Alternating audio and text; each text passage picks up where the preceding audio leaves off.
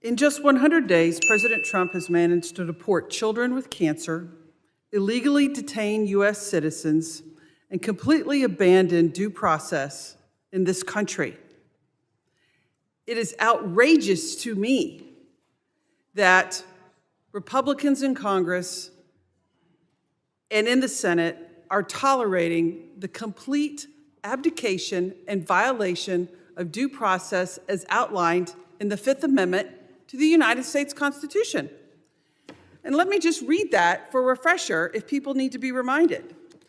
The Fifth Amendment of the United States Constitution. Now let me remind everyone, the Fifth Amendment was passed at the same time the First Amendment was passed for freedom of religion, the freedom of the press. It was also passed at the same time the Second Amendment was passed for the right to bear arms. These amendments are the holy grail of talking points on the Republican Party.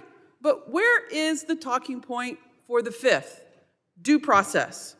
The Fifth Amendment to the United States Constitution prohibits the federal government from depriving any, A-N-Y, any person of life, liberty, or property without due process of law.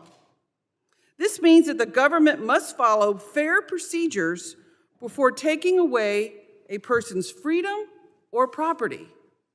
And what we have going on right now is a swoop and steal campaign by ICE to swoop into communities, snatch people by masked agents who won't even have the courage to identify themselves, haul people off the streets, thrown onto a plane, and flown away from their community, their family, and their right of access to a court hearing. That is the foundational tenet that this country is founded on.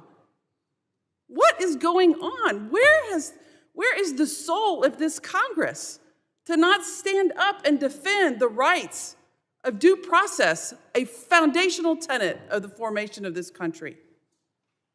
And silence. When a 2-year-old child is removed without parental consent, without a process, without anything in this country, it's outrageous. When you have the administration has terminated the contracts of all of the legal aid counselors, when you have a 6-year-old with headphones on at a hearing unaccompanied by any legal representative for their deportation, that is outrageous and should be a moral affront to everyone in this room, everyone in this building, and everyone in this government. And the fact that it is not is unconscionable in and of itself. And what we have here is a gross misuse of funds. I live in Texas. I've been to the border. So much of our border is geographically not possible to build a wall. And many of you may not know this, but it is a mockery of what's happening at the wall. Do you know there's an app by rock climber people that joke about how they can get over this wall in 6 seconds or less? But yet we want to quadruple our budget to it, $46 billion. That is such a wasteful use of resources at a time when we are focused on waste, fraud, and abuse.